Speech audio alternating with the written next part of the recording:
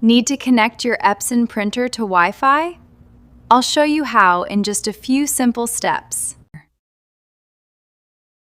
First, make sure your printer is powered on and placed near your wireless router. On the printer control panel, open Settings. Select Network Settings. Then choose Wi-Fi Setup.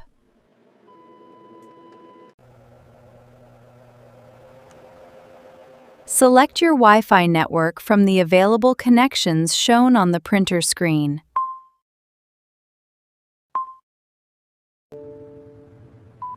Enter your wireless password carefully and confirm the connection.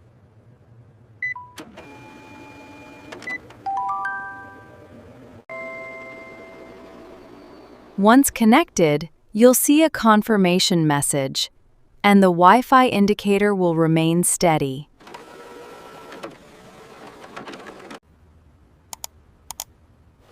Finally, print a test page from your computer or mobile device to verify the connection.